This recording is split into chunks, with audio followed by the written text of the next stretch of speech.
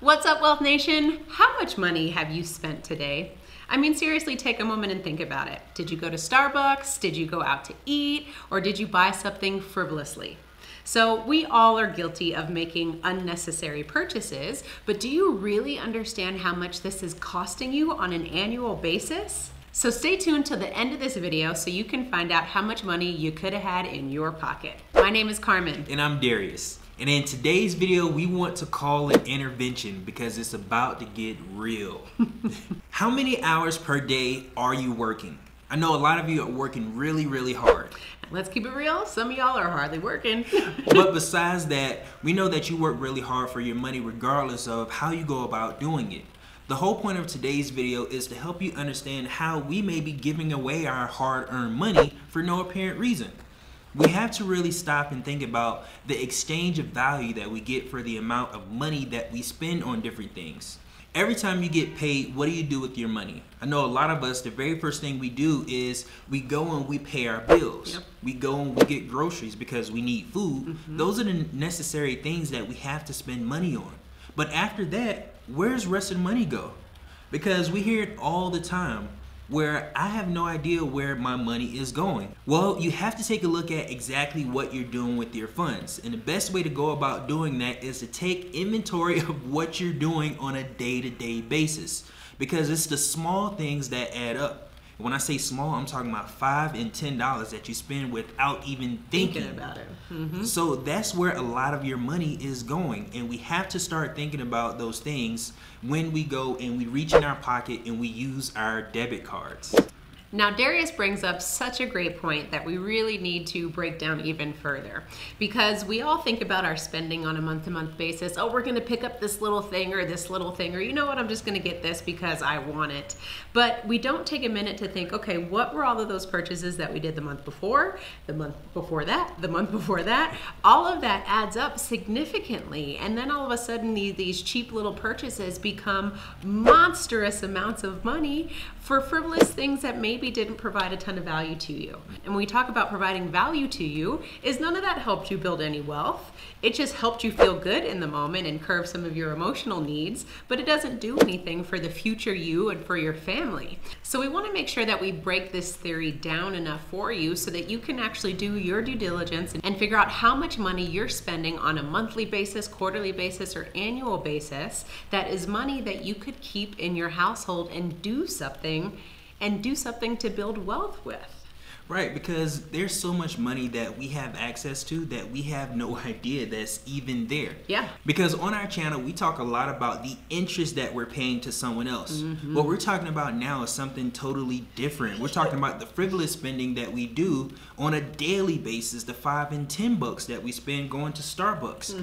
When you take the interest payments that you're making and the frivolous spending that we're making on a daily basis, there's so much money that exists, so much money that we have at our fingertips that we can utilize to make more money for us and work better for us in our system. Oh my God, you are so much richer than you think. So take a moment, let's go ahead and start this intervention. Comment below and let us know what are some of the most frivolous things that you've purchased.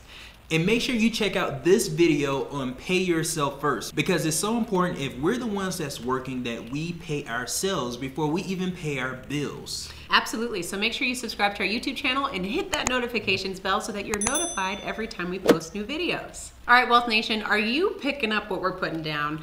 I really hope that this is hitting home. So let's just talk about your emotional spending for a moment, because this is really where it all lies. When we make these frivolous purchases, it's because it's tapping into our emotions. But are our emotions keeping us broke or holding us back because we can't control our emotions? Well, it could be, because let's think about how we're even marketed to when it comes to our spending. Yeah. Look at all the nice and pretty colors. When you look at these ads on television, it creates some type of emotion with you. Now, marketers understand that, so we should be understanding the exact same thing in some of the mindset. Oh, they got me. They got me. Exactly, because I know how I feel when I see ice cream on television. Oreo cookies? Oreo Oh my cookies. God. So you had to put my business out on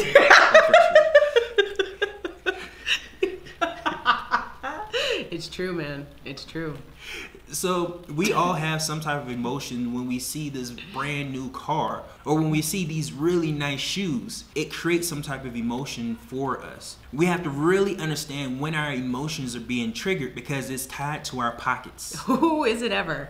And whoo, that's an amazing segue. Thank you so much, Darius, for that. So where I was going with the emotion piece of it is if your emotions are controlling your pocket, that means your pocket is being controlled by the world of consumerism, which is exactly what Darius was saying. All the marketing and the ads that we're so influenced by, we are slaves to consumerism. Why? Because we always got to go buy the newest this or the newest that to make us feel better. But what we're really doing is saying Starbucks or Nike or Polo or Oreos needs our money more than we do. Right. Now, let's take a step back for a moment and let's think about how we feel when we spend cash versus when we use a debit card. Sure. Now, there's a different type of emotion when we feel because literally we have to count out those Benjamins to give it away to somebody else. We don't necessarily have that same emotion when we use a debit card. Nope. Now, let's take it a step further. A debit card and a credit card almost looks exactly the same, right? Except you just don't need your PIN. Yeah. Now, it's more convenient to use a credit card because you just give it to them and they swipe it and you sign your name. Yeah. So there's a reason why things look the way they do is so that you can either feel some type of emotion or you don't feel emotion. Credit cards and debit cards make you callous to spending money. Whew. So what you want to do is spend your money based on the emotional triggers that will help you keep more of your money in your pocket. So a lot of times what that is Let cash. the church say amen. Did y'all pick that up? I hope you picked that up because this is real. Oh my God. We didn't even have that on the script to talk about the emotional part, but I'm so glad you were moved to say that, Darius, because it's so true. Think about it. Go get cash. Use cash instead of using your credit cards or your debit cards because it's so much more of an emotional relationship when you have to take the time to count the money. And it may make you think differently if you go to have to spend one more 20 or one more 100 or whatever it is because you're recognizing how much money is literally leaving your hands. You can physically see it and you can physically feel it. Oh yeah. So remember what I was talking about earlier is who do you think needs more of your money than you do? Well, here's a hint. How about look at your bank statement? Go ahead and look at last month's bank statement and look at all of the commonalities because your bank statement is going to be the storyteller to your spending habits. And you'll notice week after week, month after month, the same things that you continue to purchase that are not wealth generating. So it's important that you take the time to look at that and figure out what it is so that you can determine those emotional triggers. Is it food? Is it clothes? Is it travel? Is it going out? Whatever it is, you just need to be aware of it because sometimes we don't even understand some of those little addictions that we have. And your bank statement is really going to be that mirror that you need to see that will determine, hey, maybe I need to start looking at this more carefully. So your bank statement is a great lag measure. A lag measure is what has already been done, and that's exactly what your bank statement is. It tells you what you did last month. What you need is a lead measure so that you can anticipate what you're going to be utilizing your funds for.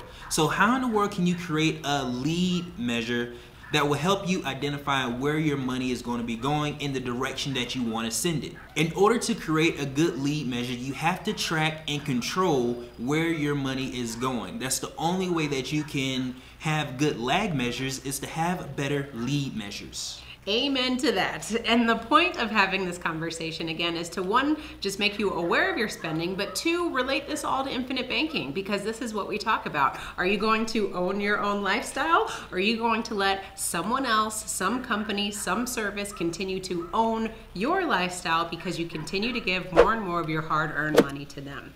So with that being said, we're going to introduce these t-shirts and debut them today. If you guys are interested in copying your Own Your Own Lifestyle t-shirt, then definitely check out the link below because these are fresh off the press. Now that you know this information, what exactly are you going to do with it to change your financial future? Click on the link below to apply to become our client if you're interested in creating your own banking system. And if you like this video, make sure you like, share, and subscribe. Remember to own your own lifestyle. Or someone else will.